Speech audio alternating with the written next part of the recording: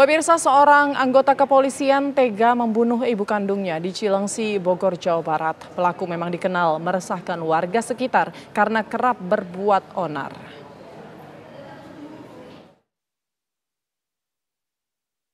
Oknum polisi berinisial NP tega menghabisi nyawa ibu kandungnya sendiri dengan memukul kepala ibunya menggunakan tabung gas di Cilengsi, Kabupaten Bogor, Jawa Barat. Akibatnya korban mengalami luka pada bagian kepala hingga menyebabkan kematian. Kapolres Bogor AKBP Rio Wahyu Anggoro mengungkapkan pelaku saat ini tengah menjalani proses hukum dan etik. Benar terjadi penganiayaan yang mengakibatkan ibu kandungnya telah meninggal dunia. Kami telah melakukan tindakan tegas, kami sudah amankan, kemudian kami melakukan penyelidikan dan saat ini lagi sidang kode etiknya sedang dilaksanakan oleh Propam Polda Metro Jaya. Selaras penyelidikan karena hal ini sangat keterlaluan menurut saya, sehingga kami tidak main-main dan kami akan proses ini secara benar dan transparan, sehingga nanti teman-teman bisa mengawasi dengan baik. Jadi kami selaras dengan Propam Polda Metro Jaya untuk pidananya di kami, kode etiknya di Propam Polda Metro Jaya. Untuk si pelaku ini dia berdinas di mana dan di satuan? Di salah satu Polres di Polda Metro Jaya. Dia pulang di sini karena tinggal sama orang tuanya, sehingga ada sedikit cekcok sehingga orang tuanya dilakukan penganiayaan. Kalau untuk pangkatnya, pangkatnya Bintara Tinggi ya. Inisialnya N. Ini gangguan jiwa? Oh, kami tidak melihat itu. Kami akan laksanakan dulu tugas, nanti selesaikan itu secara baik dan kami akan proses ini dengan secara transparan. Pak Kapolres, infonya pelaku jual miras di rumahnya itu, betul? Ya, itu lagi kita dalamin semua. Kami mohon waktu, mohon sabar, dan kita akan rilis segera mungkin agar kasus ini bisa sama-sama kita kawal. Oknum polisi yang tega menganiaya ibunya hingga tewas ini memang dikenal meresahkan warga. Saat ini, oknum polisi NP diamankan oleh Propam Polda Metro untuk mempertanggungjawabkan perbuatannya. Dari Bogor, Jawa Barat, Eko Hadi, TV One mengabarkan. Ya, lalu bagaimana perkembangan kasus ini? Kita tanyakan langsung kepada AKP Teguh Kumara, Kasat Reskrim Polres Bogor. Selamat pagi, Pak Teguh. Ya, selamat pagi, Mbak. Baik, Pak Teguh, bisa dijelaskan bagaimana perkembangan dari kasus ini, Pak? Kronologinya seperti apa? Ya, jadi pada hari Minggu tanggal 1 Desember 2024, pukul kurang lebih 21.30 kami mendapatkan informasi dari Polsek Cilengsi bahwa Polsek Cilengsi juga mendapatkan laporan dari warga bahwa telah terjadi penganiayaan yang diduga dilakukan oleh salah satu warga di Cilengsi terhadap salah satu warga, yaitu perempuan yang merupakan ibu kandung dari diduga pelaku sendiri. Nah, informasi tersebut kami dapatkan dari saksi mata langsung yang menyaksikan dugaan penganiayaan tersebut di TKP, bahwa saksi pada awalnya berniat untuk berbelanja di warung milik dari korban penganiayaan. Dan pada saat akan berbelanja, kemudian tanpa ada basa-basi atau peringatan, dari pihak pelaku langsung melakukan penganiayaan terhadap korban, sehingga saksi melarikan diri dan melaporkan atau menyampaikan kepada tetangga sekitarnya, dan setelah itu disaksikan bahwa pelaku melarikan diri dari TKP. Baik, motifnya karena kesal begitu atau seperti apa, Pak? Ya, untuk motif sendiri sampai saat ini kami masih mendalami. Pemeriksaan terhadap diduga pelaku masih berlangsung dan kami bersama-sama dengan Propam Polda Metro Jaya juga sama-sama melakukan pemeriksaan. Kami di bidang penegakan hukum di pidananya, sedangkan untuk Propam Polda Metro Jaya di bidang penegakan kode etiknya. Baik, pelaku ini berdinas di mana dan pangkatnya apa saat ini, Pak? Ya, untuk pangkat yang bersangkutan, oknum tersebut yaitu Bintara Tinggi dan bertugas di salah satu satuan di bawah naungan Polda Metro Jaya, Mbak. Oke, Baik, nah informasi dari warga sekitar juga pelaku ini meresahkan warga, kerap kali membuat onar. Informasi atau pemeriksaannya bagaimana Pak hasilnya?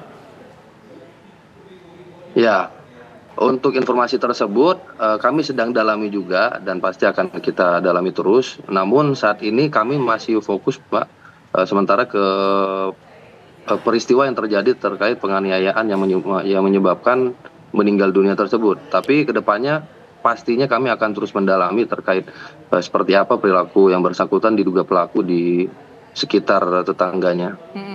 Untuk pemeriksaan terhadap pelaku sendiri Pak, apakah ini pertama kali ia melakukan penganiayaan atau sebelumnya juga sering menganiaya orang tuanya?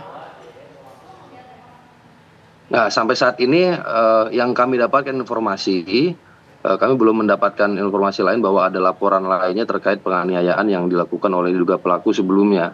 Jadi sampai saat ini kami terus fokus terhadap peristiwa yang ada sekarang sampai menunggu kalau misalkan kedepannya ada laporan lagi bahwa terduga pelaku pernah melakukan penganiayaan sebelumnya.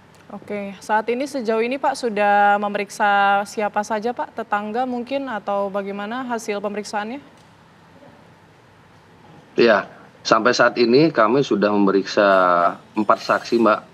Satu saksi pelapor yang membuat laporan polisi, satu RT setempat, satu adalah saksi yang melihat langsung kejadian, dan satu orang adalah saksi tetangga yang mendapatkan informasi pertama kali dari saksi mata langsung yang melihat kejadian.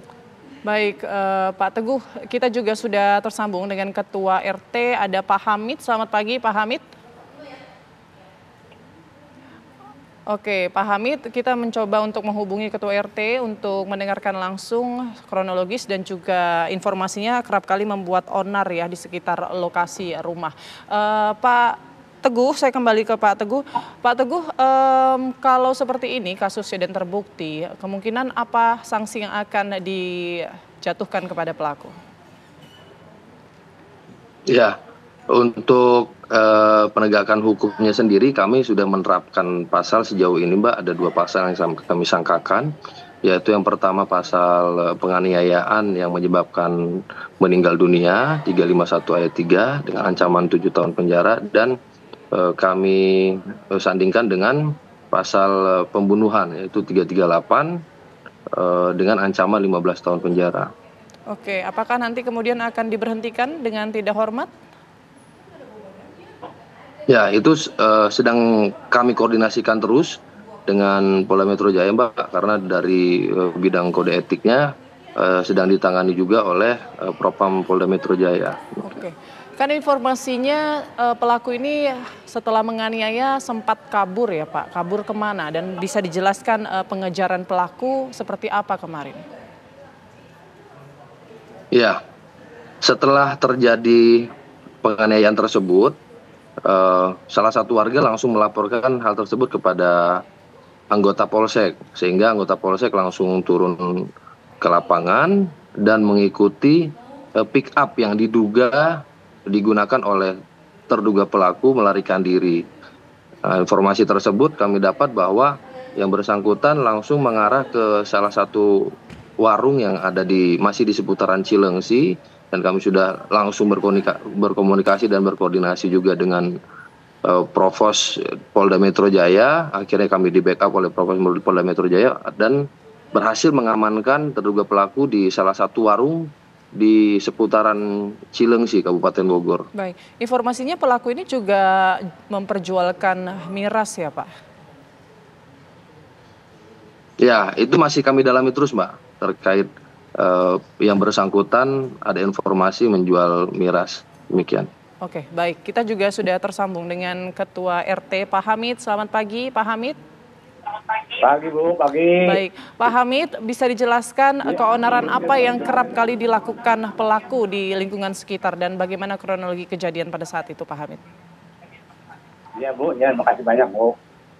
Itu pelaku sebenarnya kan, dia kan polisi. Ya, dia kayaknya stres kayaknya Bu. Dia kayak stres.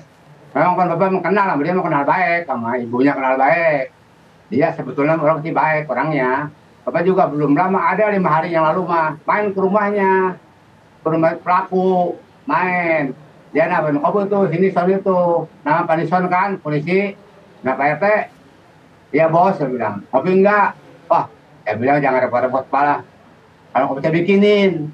Ternyata dia bikin kopi untuk Pak RT gitu kan. Ngobrol lama, biasa ngobrol sama Bapak. Baik. Berarti nggak lama, paling setengah jam lah main. Pak Hamid, stresnya itu kenapa Pak? Stresnya bagaimana itu? Stres yang Bapak maksud tadi, stres bagaimana? Ini dia bilang ya, dia kan punya istri, punya anak. Istrinya kalau nggak salah orang Ciamis, istrinya. Dia pisah dari dicerai istrinya tuh orang Ciamis. Dia bilang kayak Pak RT, saya dikerjain saya, itu kan ada dia. Nah gitu, saya kan nggak tahu saya itu mah iya.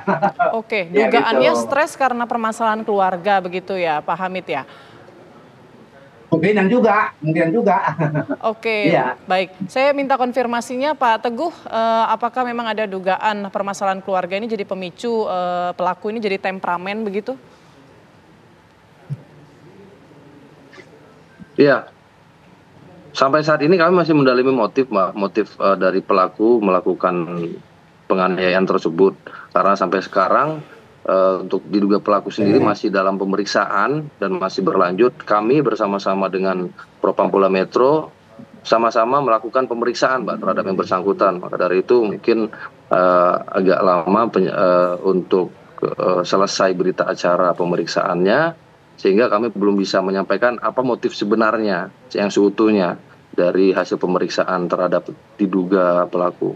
Oke, baik. Saya kembali ke Pak Hamid. Pak Hamid, untuk ayah pelaku saat ini bagaimana informasinya? Ada dugaan bahwa pelaku ini juga menjadi diduga membunuh ataupun menganiaya orang tuanya juga begitu, ayahnya dalam hal ini. Itu informasinya yang beredar seperti apa Pak Hamid? Kalau dia kan nggak punya ayah, udah meninggal ayahnya. Iya. Udah meninggal, ada 4 bulan Meninggalnya lalu, karena apa Pak? Ya sakit katanya sakit. Sakit katanya, ayahnya. Tapi Itu. ayahnya juga kerap kali dianiaya juga kah? Bagaimana perilaku pelaku di selama ini kepada orang tuanya Pak Hamid? Maaf ya Bu, ya Bapak kan agak jauh dari rumahnya, kurang lebih 300 meter. Dia kurang tahu itu masalahnya. Itu yang jelas mah yang meninggal aja gitu kan. Itu Bu. Sakit apa Pak? Ada sakit jantung katanya. Sakit jantung, serangan jantung katanya ayahnya. Serangan jantung. Jadi untuk penganiayaan, dugaan penganiayaan kepada orang tuanya ini Pak Hamid belum mendengar begitu? Belum mendengar. Ini juga Bu, nih maaf ya. Kalau orang tuanya yang perempuan kan kejadian kan semalam, malam tadi kan minggu malam kejadiannya. Bang nggak tahu, tahu-tahunya pagi jam 8 berangkat kerja. Yang ngasih informasi itu tetangganya, Pak Saman. Saya dipanggil, ini sebentar, ada apa enggak Bang? Tahu nggak? Itu meninggal Ibu Sianipar Pangeribuan. Nggak tahu sama sekali. Kenapa?